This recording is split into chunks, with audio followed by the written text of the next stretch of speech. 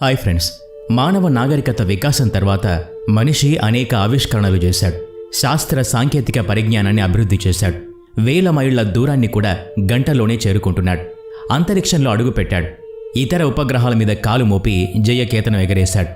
21వ శతాబ్దంలో అనేక ఆవిష్కరణలు చేసి మానవ సమాజం అనేక ముందడుగులు వేసింది.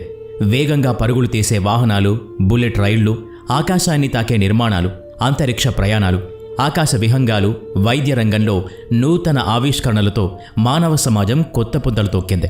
ఇదంతా బానే ఉంది. అయితే ఈ జ్ఞానమంతా మనం సంపాదించుకున్నదేనా, లేక మన పూర్వీకులు వారసత్వంగా కూడా ఇచ్చిన విజ్ఞానం ఉందా?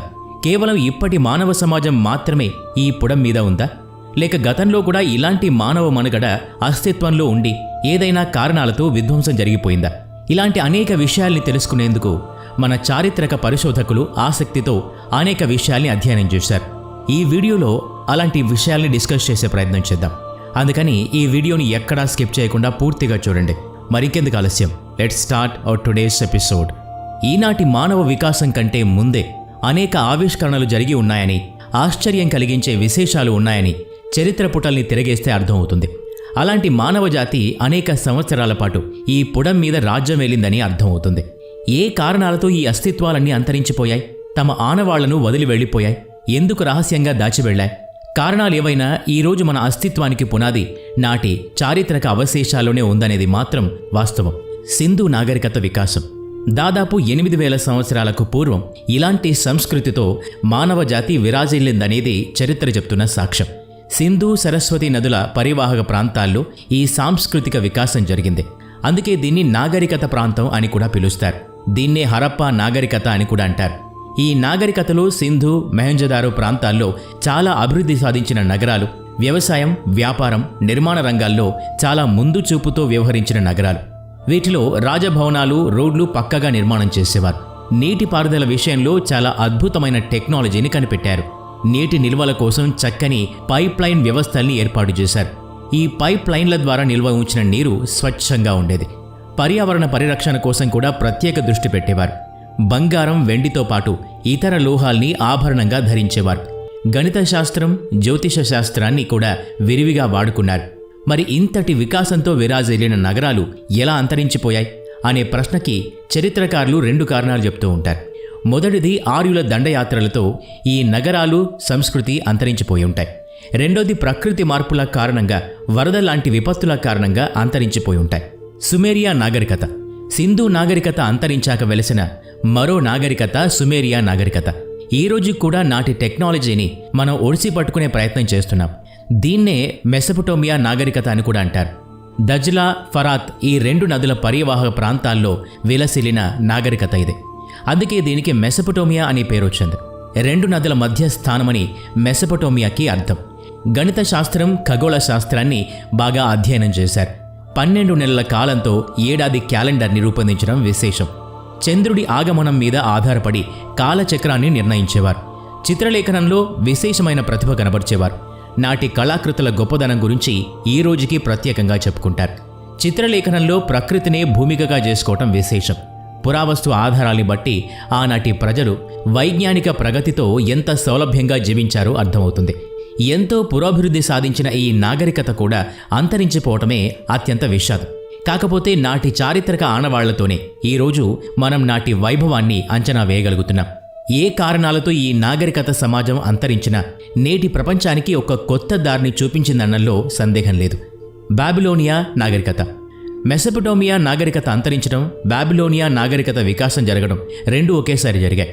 చరిత్రకారులు చేసే అనేక వాదనల్లో ఒకటేంటంటే, సుమేరియా మీద దాడులు చేశాక, అది అంతరించాక అందులోని ఒక ప్రాంతాన్ని తమ రాజధానిగా చేసుకుని పాలించారని, ఆ ప్రాంతమే బాబిలోనియా అని కూడా చెప్తూ ఉంటారు.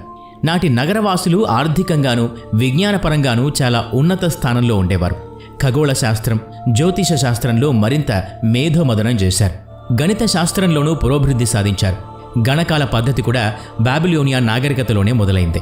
12 రాశులు, గ్రహాల పేర్లు, వారానికి 7 రోజులకు ప్రత్యేకమైన పేర్లు ఈ నాగరికత నుండే ప్రారంభమైంది. ఈ రోజు మనం రూపొందించిన పంచాంగం, క్యాలెండర్ కూడా నాటి పద్ధతుల ఆధారంగా రాసుకోవటం విశేషం.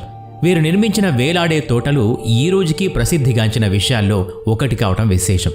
ఈ రోజుకి నిర్మాణాల రహస్యం తెలుసుకోలేకపోవటం మరింత ఆశ్చర్యం కలిగించే అంశం. ఈ హ్యాంగింగ్ గార్డెన్స్ నిర్మాణం నాటి రాజు తన అర్ధాంగి కోసం నిర్మించారని చెప్పుకుంటారు. ప్రకృతి ప్రేమికురాలు కాబట్టి అలా నిర్మించి ఉంటాడని అంటారు.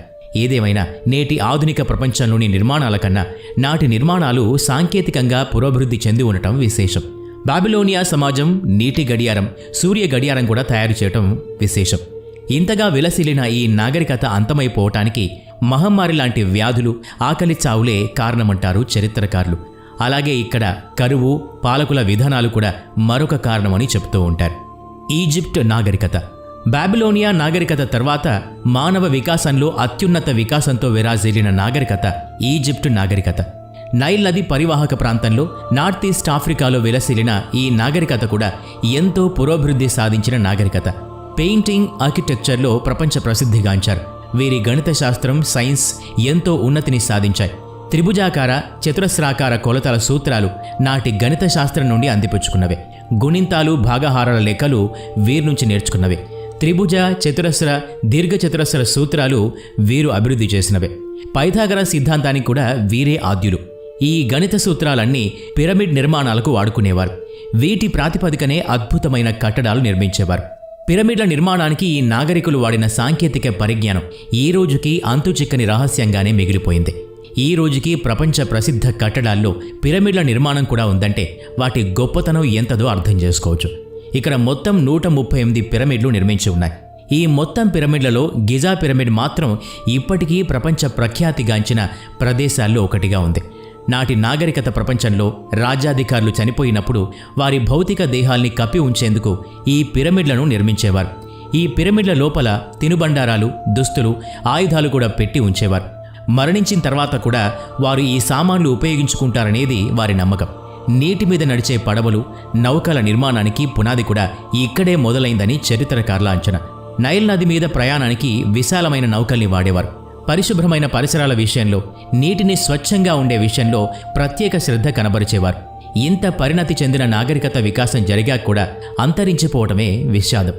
విదేశీయుల దాడులు, పరస్పర దాడుల కారణంగా ఈ నాగరికత విధ్వంసమైపోయింది.